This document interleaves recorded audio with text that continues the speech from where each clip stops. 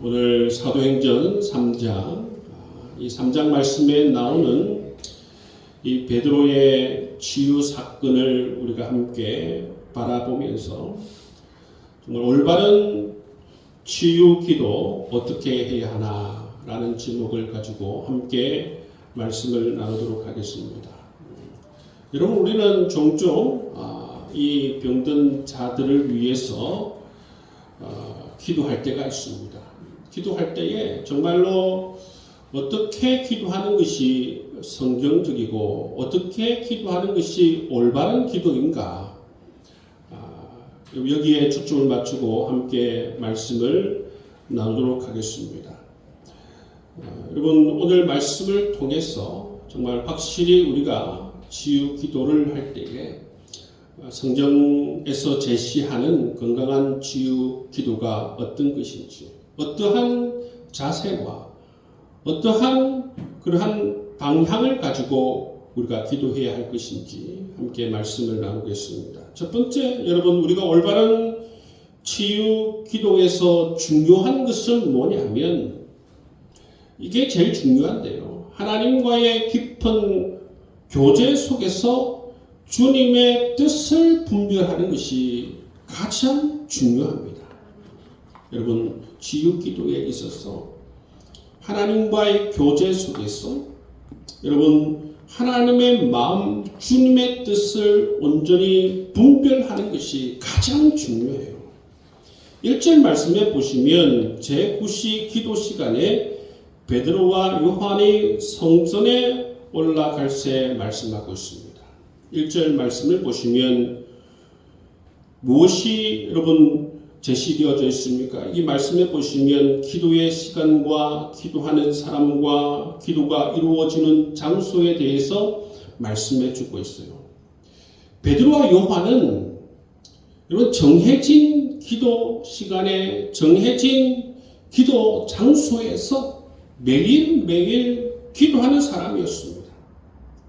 여러분, 이 날도 성전 미문에 앉아있는 이 안전병이를 치유하던 이 날도 어느 날처럼 여러분 똑같이 그 시간에 그 장소에서 기도하기 위해서 성전으로 올라가던 그러한 길이었다는 것입니다. 늘 이렇게 깨어서 하나님과 교제하고 주님과 교제하고 주님의 뜻을, 주님의 마음을 읽으며 그렇게 늘 주님과 함께 살아가던 베드로와 요한이었습니다. 영적으로 민감하고 하나님께서 나를 통해서 무엇을 하길 원하시는지를 너무나도 잘 알고 있었던 이 베드로와 요한이었습니다. 그날도 여러분 이 성전 미문으로 올라갈 때에 베드로와 요한은 그냥 올라간 것이 아니라 주님께서 지금 무엇을 하길 원하시는가, 나를 통해서 주님께서는 무엇을 하길 원하시는가, 그런 마음으로, 그런 기도하는 마음으로 이 베드로와 요한은 성전으로 올라갔다는 것입니다. 그 성전 미문에 앉아있던 이 안전뱅이를 바라보았습니다. 근데 여러분, 이 성전 미문에 앉아있는 이 안전뱅이는 어제도 보았고 그제도 보았던 인물이에요. 항상 보던 인물입니다. 그러나 그날따라 베드로는 무엇을 깨닫느냐 하면 그 사람에게 예수님께서 놀라운 계획을 가지시고 계시고 그 사람을 예수님께서 고치시고자 하는 그 뜻을 깨달은 것입니다. 여러분, 이게 중요해요. 여러분, 치유 기도에서 제일 중요한 것은 이처럼 주님의 마음을 깨닫고 주님의 뜻을 깨닫는 것이 중요하다는 것입니다. 주님의 마음을 깨닫지 못하고 주님의 뜻을 깨닫지 못한 상태에서 여러분 마치 내가 치유의 주체가 되어서 치유 기도를 하는 것은 어불성설입니다. 왜냐하면 치유는 누가 하시는 것이죠? 예수님께서 하시는 일이에요. 그렇기 때문에 이 베드로와 요한이 이 안전병에게 치유 기도를 할 때에, 치유를 선포할 때에 제일 중요한 것은 바로 주님께서 지금 이 시간 이 병자를 고치시길 원하시구나 라는 그러한 주님의 뜻을 깨닫는 것이 제일 중요하다는 것입니다. 그래서 여러분, 치유 기도에서 첫 번째 뭐가 중요합니까? 하나님과 깊은 교제 속에서 주님의 뜻을 분별하는 것이 너무나도 중요합니다. 그렇기 때문에 여러분, 우리가 치유의 통로로 온전히 쓰임받기 위해서 평상시 어떻게 해야 합니까? 평상시 하나님 말씀 속에서 하나님의 뜻을 익히고, 그리고 평상시 우리가 깨어서 주님과 친밀한 삶의 교제를 나누고 주님과 친밀히 우리가 마음을 나눌 때에 무엇을 우리가 알아차릴 수 있습니까? 주님의 마음을 알아차릴 수 있다는 거예요. 주님께서 나를 통해서 지금 하시고자 하는 일이 무엇인지를 알아차릴 수 있다는 것입니다. 그렇기 때문에 우리가 평상시 하나님과 친밀해야 돼요. 하나님과 많은 영적인 대화를 나눠야 됩니다. 그러한 여러분, 우리의 그러한 영적인 여러분 삶이 될 때에 주님의 마음을 알아차릴 수 있고 주님의 뜻을 알아차릴 수가 있다는 것입니다. 그래서 여러분, 우리가 일상에서 우리가 경건의 훈련을 해야 되는 게 뭐냐면 하나님의 뜻을 묻는 것입니다. 그리고 하나님의 뜻을 기다리는 것입니다. 내 욕심과 여러분, 내 생각을 내려놓고 치유의 주체이신 주님의 뜻을 묻고 주님의 생각을 묻고 기다리는 자세를 가지는 것이 중요합니다. 주님, 이 상황에서 무엇을 하길 원하십니까? 주님, 제가 지금 해야 할 일이 무엇입니까? 여러분, 이렇게 평상시 하나님께 묻고 하나님의 응답을 기다리며 영적으로 깨어서 하나님의 뜻을 알아차리는 이러한 경건의 훈련을 많이 하는 것이 필요하다는 것입니다. 근데 여러분, 우리가 치유 기도에서 우리가 범하는 우는 뭐냐? 치유 기도에서 하나님의 뜻을 분별하는 것이 제일 중요한데, 하나님의 마음을 분별하는 것이 제일 중요한데, 우리는 종종 하나님의 뜻을 묻기보다 어디에 초점을 맞추느냐면 사람의 필요에 초점을 맞춘다는 것입니다. 여러분, 지금 안전뱅이가 구하는 게 뭐예요? 지금 안전뱅이가 구하는 것은 금과 은이에요. 지금 안전뱅이가 구하는 것은 필요한 돈입니다. 근데 하나님께서 이 사람에게 지금 원하는 것이 무엇입니까? 지금 하나님께서 원하시는 것은 이 사람을 고치시길 원하신다는 거예요. 이 안전뱅이가 요구하는 것은 뭡니까? 이 사람이 요구하는 건 뭡니까? 이 사람이 요구하는 것은 돈이지만 지금 하나님의 뜻은 무엇입니까? 하나님께서 원하시는 건 무엇이죠? 하나님께서는 이 안전뱅이를 고치시길 원하신다는 것입니다. 근데 여러분, 우리는 종종 어디에 초점을 맞추는가? 사람의 필요에 초점을 맞춥니다. 그 사람이 원하는 것에 초점을 맞춘다는 것입니다. 여러분, 치유기도에서 가장 중요한 것은 그 사람의 필요가 아니라 하나님의 뜻이, 하나님이 원하시는 것이 제일 중요하다는 것입니다. 왜 그렇습니까? 치유는 하나님께서 하시기 때문에 그래요. 사람이 아무리 원해도 여러분, 하나님께서 역사해 주셔야만이 치유가 일어나는 것입니다. 여러분, 베드로가 이 사실을 알았어요. 하나님께서 이 사람을, 이 안전뱅이를 고치시길 원하신다는 이 사실을 알았습니다. 알아차렸기 때문에 하나님의 이 뜻을 믿음으로 선포합니다. 은과 금은 내게 없거니와 내게 있는 이것을 내게 주노니 나사렛 예수 그리스도의 이름으로 일어나 걸어라. 베드로가 무슨 능력이 있습니까? 베드로가 치유의 주체가 될 수가 없어요. 베드로가 이렇게 선포하여서 이 안전뱅이가 고침받을 수 있었던 그러한 역사가 일어날 수 있었던 이유가 뭡니까? 하나님의 뜻이기 때문입니다. 하나님께서 계획하시고 작정하셨기 때문에 베드로는 이 하나님의 역사 가운데에서 치유의 통로로 쓰임받은 것입니다. 여러분, 예언자들이 하나님 말씀을 선포하잖아요. 그렇죠? 예언자들이 하나님 말씀을 선포하는 것은 누가 말씀을 주셨기 때문에 그렇죠? 하나님께서 말씀을 주셨기 때문에 예언자가 선포하는 거예요. 그런 것처럼 여러분, 치유의 통로가 되는 우리는 제일 중요한 게 뭐냐면 하나님께서 우리를 통하여서 저 사람을 치유하라는 그러한 말씀을 주실 때에 여러분 우리가 선포했을 때 그 사람이 낫는 거예요.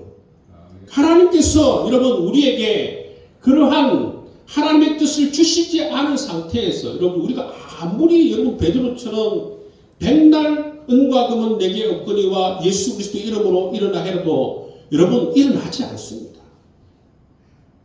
그렇기 때문에 제일 중요한 것은 여러분 하나님의 뜻이라는 것입니다. 여러분 사람의 필요에 우리는 주로 초점을 맞추는데 여러분 사람의 필요에 초점을 맞추는 것이 아니라 좋은 치유자가 되기 위해서 좋은 치유의 통로가 되기 위해서는 누구에게 초점을 맞춰야 되는 것입니까? 하나님에게 초점을 맞춰야 됩니다. 하나님의 뜻에 하나님의 마음이 어떤지 하나님의 계획이 어떤지 거기에 초점을 맞출 때에 여러분 우리가 좋은 여러분 치유의 통로가 되어줄 줄 믿습니다. 여러분 우리가 일상에서 영적으로 깨어서 늘 하나님과 친밀한 교제를 나누면서 하나님께서 나를 통해서 무슨 일을 하길 원하십니까? 하나님 이 시간 무슨 일을 하길 원하십니까? 우리 베드로와 요한처럼 그렇게 영적으로 깨어서 주님께 물을 수 있는 여러분 될 수 있기를 바랍니다. 그리고 여러분 사람의 필요에 초점을 맞추는 것이 아니라 하나님께서 원하시는 것이 무엇인가? 우리는 이 질문에 초점을 맞춰야 하는 것입니다. 주님께서 원하시는 것이 무엇인지 나를 통해서 어떤 것을 행하시길 원하시는지 그렇게 묻는 것이 바로 좋은 치유의 통로가 되는 길인 줄 믿습니다. 두 번째 여러분 올바른 치유 기도를 할 때에 중요한 게 뭐냐면 올바른 치유 기도는 예수의 이름으로 예수의 권세 아래에서 치유가 이루어져야 한다는 것입니다. 6절 말씀해 보시면 나사렛 예수 그리스도의 이름으로 일어나 걸어라 말씀하고 있습니다. 여러분 치유는 사람의 이름으로 일어나는 게 아니에요. 치유는 예수님의 이름으로 여러분 치유가 일어나는 것입니다. 치유는 사람의 능력으로 일어나는 것이 아닙니다. 치유는 예수의 권세와 예수님의 주권 아래에서 이루어져야 하는 것입니다. 치유에 있어서 인간이 주체가 되어서 여러분 이 치유는 절대 일어날 수가 없는 것입니다. 여러분 치유에 있어서 인간은 주체가 될 수가 없어요. 인간은 치유에 있어서 치유의 통로가 될 수 있지만 치유의 주체는 누구십니까? 치유의 주체는 언제나 예수 그리스도이십니다. 그렇기 때문에 여러분 내가 은사를 받아서 내가 믿음이 강해서 내가 영성이 깊어서 내가 언제든지 치유할 수 있다. 이것은 교만이에요. 치유는 예수님의 권세로 예수님의 주권에 의해서 일어난 일임을 꼭 기억할 수 있기를 바랍니다. 왜 치유 기도하는데 여러분 종종 잘못된 일들이 발생하는가? 이것을 모르기 때문입니다. 사람이 예수님의 자리에 서려고 하니까 잘못되는 거예요. 치유의 통로 주제에 치유의 주체가 되려고 하고 치유의 주권자가 되려고 하기 때문에 문제가 생겨나는 것입니다. 자기가 치유의 주체가 되고 치유의 주권자가 되어서 내가 원하면 언제든지 치유할 수 있고 내가 바라면 언제든지 치유할 수 있고 내가 마음만 먹기만 하면 언제든지 치유할 수 있다. 여러분 이 생각 자체가 여러분 교만한 생각이에요. 어떻게 사람이 사람이 마음만 먹으면, 사람이 여러분 어떻게 내가 원하면 여러분 언제든지 내가 치유할 수 있다. 자기가 하나님이에요. 여러분 치유의 주체입니까? 인간은 치유의 주체가 될 수 있는 그러한 힘과 능력이 전혀 없습니다. 오직 치유는 예수 그리스도의 이름으로 일어나는 것입니다. 오직 치유는 예수님의 권세로 일어나는 것입니다. 사람의 이름으로, 사람의 권세로, 사람이 주도하여서는 치유가 일어날 수 없다는 것을 여러분 잊지 마시길 바랍니다. 아멘. 16절 말씀해 보시면 그 이름을 믿음으로 그 이름이 너희가 보고 아는 이 사람을 성하게 하였나니 예수로 말미암아 난 믿음이 너희 모든 사람 앞에서 이같이 완전히 낫게 하였느니라. 베드로의 말입니다. 베드로의 설명입니다. 베드로가 이 말을 왜 합니까? 사람들이 지금 오해하고 있기 때문에 이 말을 하는 거예요. 사람들이 오해하는 게 뭡니까? 베드로가 이 사람을 고쳤다라고 생각하고 있다는 것입니다. 베드로가 이 안진뱅이를 고쳤다라고 그렇게 여기고 있기 때문에 이 오해를 바로잡기 위해서 베드로가 이 말을 하고 있습니다. 아니다. 내가 능력이 있어서 이렇게 이 안진뱅이를 일으킨 것이 아니다. 예수 그리스도의 이름으로, 예수 그리스도의 권세가 너희가 보고 아는 이 안진뱅이를 낫게 했다. 그렇게 지금 베드로가 여러분 많은 사람들에게 이렇게 설명하고 있는 것을 볼 수가 있습니다. 그렇습니다, 여러분. 치유는 인간의 능력이나 종교적 열심 때문에 일어나는 것이 아닙니다. 치유는 어떻게 일어납니까? 예수 그리스도의 이름으로, 예수 그리스도의 능력으로, 그분을 믿음으로 말미암아 하나님의 뜻 안에서 치유가 일어나는 것입니다. 근데 여러분 잘못된 치유자들은 치유가 일어나면 어떻게 여러분 말합니까? 어떻게 떠듭니까? 마치 자기가 고친 것처럼 그렇게 말하는 것이죠. 그리고 모든 영광을 자기 자신에게 돌리는 사람이 많아요. 그리고 치유가 되지 않으면 어떻게 얘기합니까? 그 사람이 믿음이 없어서 치유가 되지 않았다. 여러분 이게 말이 되는 소리입니까? 여러분 아무리 믿음이 있어도 치유가 안 될 때가 있습니다. 왜 그렇습니까? 치유가 안 되는 것이 하나님의 뜻일 때가 있습니다. 성경에는 그 예가 많아요. 여러분 사도 바울이 자기 자신의 질병을 위해서 하나님께 기도하지 않습니까? 기도함에도 불구하고 하나님의 뜻은 뭡니까? 네 은혜가 네게 족하다 말씀하고 있어요. 네 약함에서 강함이 나타난다는 거예요. 네가 자고하지 않기 위해서 하나님께서 그 안에 연약함을 두시는 모습을 볼 수가 있습니다. 그게 하나님의 뜻이에요. 사도 바울이 평생 육신적 연약함 가운데에서 살아가는 것은 바로 하나님께서 이 사도 바울이 교만하지 않기 위해서 늘 그 약함을 인정하고 하나님을 신뢰하며 하나님을 의지하며 살아가게 하기 위해서 하나님께서 사도 바울 안에 그 연약함을 두시고 그 질병을 고치지 않는 모습을 볼 수가 있는 것입니다.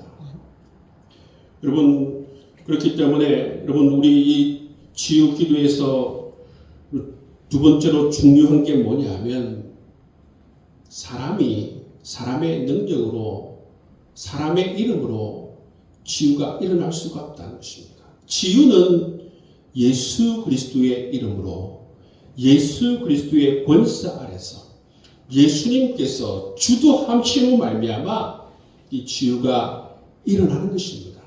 여러분 그렇게 올바른 치유 기도를 할 수 있는 여러분 될 수 있기를 주의 이름으로 축복합니다. 아멘. 세 번째 올바른 치유 기도는 모두 하나님의 영광을 향해 있어야 하는 것입니다.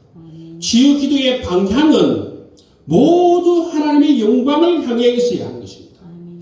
9절 말씀을 보시면 모든 백성이 그 걷는 것과 하나님을 찬송함을 보고 말한다 말씀하고 있습니다. 12절 말씀에 보시면 베드로와 요한이 백성들에게 말하기를 왜 우리를 주목하느냐 이렇게 말하고 있습니다. 사람들은 마치 베드로와 요한이 고쳤다라고 생각하고 베드로와 요한을 주목합니다. 그런데 여러분 이 치유의 통로로 쓰임받은 베드로와 요한은 너무나도 잘 알고 있습니다. 자기 자신이 고치지 않았다는 사실.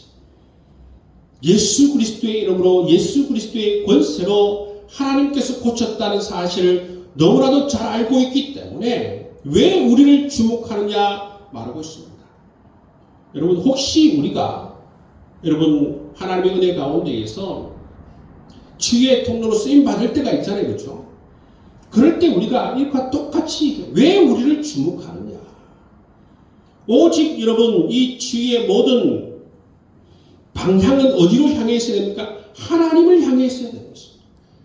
오직 하나님께 영광을 올려드리는 그런 치유 기도가 될 때에 여러분 건강한 치유 기도가 되는 줄 믿습니다. 여러분 이것이 정상이에요, 정상. 그리고 한국 교회에 보면 한국 교회 이 역사 가운데 보면 처음에 여러분 치유 기도의 은사를 받았다고 활동하는 사람들이 잘못되는 이유가 뭡니까? 영광을 하나님께 올려드리는 것이 아니라 베드로와 요한의 사건처럼 사람들이 자기 자신을 주목하는데 왜 우리를 보느냐 주목하느냐 그렇게 말하지 않고 모든 영광을 자기 자신이 받아요. 나를 바라봐라. 내가 고쳤다. 내게 이런 능력이 있다. 여러분 그렇게 가기 때문에 그 교만함이 여러분 그 사람을 무너뜨리게 되는 것입니다. 여러분 우리가 반드시 알아야 되는 건 뭐냐면 인간은 치유의 주체가 될 수 없다는 것입니다. 인간은 죽었다 깨어나도 치유의 주체가 될 수가 없어요. 치유의 통로로 쓰임 받는 겁니다. 치유의 주체는 누구만 될 수 있는 거예요? 예수님만이 성부, 성자, 성령 하나님만이 치유의 주체가 될 수가 있다는 것입니다. 치유의 통로에 불과한 인간이 여러분 그 하나님의 영광을 가로채려고 하니까 어떻게 여러분 하나님께 심판을 받지 않을 수가 있습니까? 한국 교회 역사를 보십시오. 수많은 여러분 치유의 통로자들이 교만하여서 여러분 패망하는 모습들을 우리는 많이 보았습니다. 역사를 통해서 많이 본 것입니다. 여러분 치유 기도 이후에 늘 우리 흙으로 지어진 사람은 늘 그 영광을 하나님께 올려야 되는 줄 믿습니다. 그래서 여러분 우리가 저 사람이 정말 건강한 치유의 통로인가 어떻게 분별할 수 있어요? 그 사람이 하나님께 영광을 올려드리는가 겸손한가 그것을 보면 우리가 분별할 수 있다는 거예요. 모든 영광을 자기에게 돌리고 내가 치유를 했다 이렇게 말하는 사람들은 교만한 사람이에요. 여러분 굉장히 어리석은 사람입니다. 하나님의 마음도 모르고 하나님의 뜻도 모르는 사람인 것입니다. 치유는 사람의 능력에 달려 있는 것이 절대 아닙니다. 어떤 사람들은 자기 자신이 치유의 은사가 있다고 주장하며 그 사람의 말, 그 사람의 행동, 그 사람의 손짓 거기에서 무슨 어떤 선한 능력이 나타나는 것처럼 그 걸걸한 음성 가운데 뭔가 여러분 영적 권위가 부여된 것처럼 여러분 그 손짓과 그 걸걸한 목소리와 여러분 그러한 제스처 거기에 여러분 영적 권위가 있는 게 아니에요. 사람은 치유의 통로에 불과합니다. 하나님께서 우리에게 치유할 수 있는 그러한 역할을 맡겨주시고 그러한 통로로 쓰임 받을 때는 순전한 마음으로 온전한 믿음으로 하나님의 마음을 읽고 하나님의 뜻을 읽고 여러분 치유를 선포하는 것이 바로 우리가 해야 되는 일인 줄 믿습니다. 그런데 마치 막 신비스럽게 내가 뭔가를 가지고 있는 듯 자기 자신이 마치 언제나 마음만 먹으면 치유할 수 있다고 생각하는 것. 그것은 다 거짓이에요. 기만입니다. 치유는 그런 인간을 통해서 일어날 수가 없습니다. 만약에 그런 것을 조작한다면 그 사람을 우상화하는 거예요. 여러분, 하나님의 자리에 사람이 서면 어떻게 그렇게 살아남을 수가 있습니까? 여러분, 인간은 치유의 주체가 될 수가 없다는 사실을 꼭 여러분 기억할 수 있기를 주의 이름으로 축복합니다. 이 올바른 기도의 방향의 모든 것은 하나님을 향해 있습니다. 오직 하나님께 영광을 돌려야 되고 하나님의 뜻이 드러나는 그러한 방향으로 이 치유가 일어나야 한다는 것입니다. 이 안전뱅이를 고친 이 사건도 그렇습니다. 이 안전뱅이를 고친 이 사건에 보면 작게는 하나님께서 이 안전뱅이를 긍휼히 여기는 마음이 있었어요. 그런데 하나님의 큰 뜻은 어디 있느냐 하면 이 치유 사건을 통해서 여러분 하나님의 큰 뜻은 어디에 있었습니까? 전도의 문을 열기 위해서 이 치유 사건을 일으키는 것을 볼 수가 있습니다. 안전뱅이를 고치고 나서 어떻게 됐습니까? 베드로 주위에 사람들이 막 몰려왔어요. 사람들이 막 수천 명이 몰려왔습니다. 몰려왔을 때에 베드로가 한 게 뭡니까? 그게 복음을 선포했어요. 예수 그리스도의 십자가 사건과 부활의 사건을 베드로가 그 사람들을 향해서 선포하는 모습을 볼 수가 있습니다. 12절에서 16절 말씀에 보시면 베드로가 바로 예수 그리스도의 십자가 사건과 부활의 사건을 증거하는 모습을 볼 수가 있습니다. 예수 그리스도의 이름이 이 안전뱅이를 고친 것처럼 너희도 예수를 믿음으로 말미암아 너희도 이같이 완전히 낫기를 원하노라. 이렇게 베드로가 선포하고 있다는 것이죠. 이 베드로의 복음 선포를 통해서 그날 5,000명이 구원받는 역사가 일어난 것입니다. 이게 바로 하나님의 뜻인 것입니다. 하나님의 뜻은, 하나님의 큰 계획과 뜻은 뭐냐면 이 치유 사건을 통해서 수많은 영혼을 구원하기 위한 하나님의 큰 뜻이 여기에 숨겨져 있는 것을 볼 수가 있어요. 그렇기 때문에 여러분 이 치유 사건의 큰 방향은 하나님을 향해 있어야 되는 것입니다.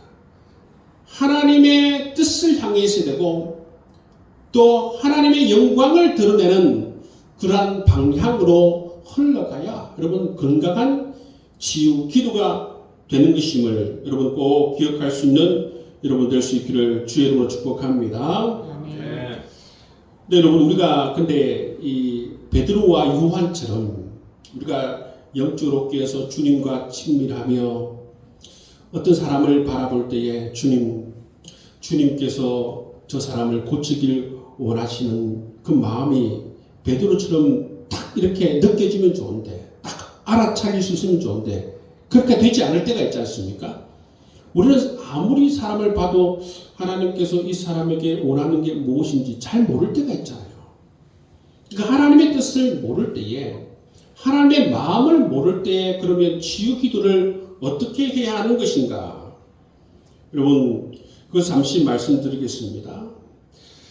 그러니까 하나님의 뜻을 모를 때에 하나님의 마음을 모를 때에 분명한 하나님의 어떤 계획을 모를 때에 치유 기도를 어떻게 해야 하는 것인가? 첫 번째는 여러분 이 기도 대상자의 상황과 감정에 공감하면서 이 기도를 통해서 자기 자신의 어떤 바램을 간구하는 것입니다. 바램을 간구하는 것이죠. 하나님 이 사람이 낫길 원합니다. 고침받길 원합니다. 이 바램을 얘기하는 것입니다. 그렇지만 여러분 우리가 함께 기도해야 하는 것이 있습니다. 그것은 뭐냐면 하나님의 뜻대로 이루어지길 위해서 반드시 기도해야 하는 것입니다. 예를 하나 드리겠습니다. 대상자의 상황과 감정을 먼저 공감하는 기도를 이렇게 드리는 것입니다. 사랑과 긍휼이 풍성하신 하나님 아버지, 지금 병으로 고통받고 있는 우리 사랑하는 형제를 주님의 손에 올려드립니다. 주님은 사랑하는 형제의 연약함과 아픔을 누구보다도 잘 아시며 밤잠을 설치는 고통과 마음의 두려움까지 다 알고 계십니다. 이처럼 대상자의 상황과 감정에 공감합니다. 두 번째 뭐냐면 기도자의 바람을 간구하는 것입니다. 하나님, 저희는 이 시간 간절히 구합니다. 주께서 원하신다면 주님의 능력으로 이 병을 고쳐주시고 온전히 회복시켜 주옵소서. 주님의 이름으로 강건케 하시고 모든 질병의 세력을 끊어주시며 그 육체와 마음과 영혼이 새 힘을 얻길 원합니다. 여러분, 우리가 주로 기도할 때, 치유 기도할 때 이 부분을 우리가 제일 많이 하죠, 그렇죠? 이제 여러분, 우리가 추가해서 해야 될 기도가 뭐냐면 우리가 주님의 뜻을 모르기 때문에 하나님의 뜻대로 이루어지기를 위해서 반드시 추가적으로 기도해야 하는 것입니다. 그러나 무엇보다도 주님의 선하신 뜻이 이분의 삶 가운데에 온전히 이루어지길 원합니다. 이 병을 통해서 하나님을 더 깊이 만나게 하시고 위로의 하나님을 경험하게 하시며 이 고난의 시간조차도 하나님의 섭리하심을 알게 하옵소서. 그러니까 여러분, 하나님의 뜻을 위해서 여러분 우리가 기도해야 하는 것이죠. 우리가 예수님의 마음과 뜻을 잘 알아서 베드로처럼 정말 정확하게 그 사람을 향한 정말 주의 기도를 선포하면 좋은데 우리는 대부분 잘 알지 못해요. 하나님의 마음을 알지 못하고 하나님의 뜻을 알지 못하기 때문에 우리가 원래 하던 대로 여러분 이처럼 우리의 바람과 간구를 올려드리고 나서 정말 우리가 올바른 치유 기도를 하기 위해서는 추구해야 되는 게 뭡니까? 하나님의 뜻을 알지 못하기 때문에. 이 바울에게 하나님의 뜻이 뭡니까? 고침받지 않는 것이 하나님의 뜻일 수 있고, 또 여러분 복음서를 읽어보면 이 고통을 통해서 믿음이 새로워지길 원하시는 것이 하나님의 뜻일 수 있고, 또 여러분 이 사건을 통해서 그 집안이 구원받는 것이 하나님의 뜻일 수 있고, 그 하나님의 뜻은 다양하게 나타나잖아요, 그죠? 그렇기 때문에 우리가 반드시 추가해야 되는 건 뭐냐면 하나님의 뜻이 나타나도록, 하나님의 뜻이 이루어지도록, 우리의 바람은 이렇지만 하나님의 뜻대로 되길 원한다 라는 그러한 기도를 우리가 반드시 올려드려야만이 건강한 치유 기도가 될 수 있고 올바른 치유 기도가 될 수 있으리라 믿습니다.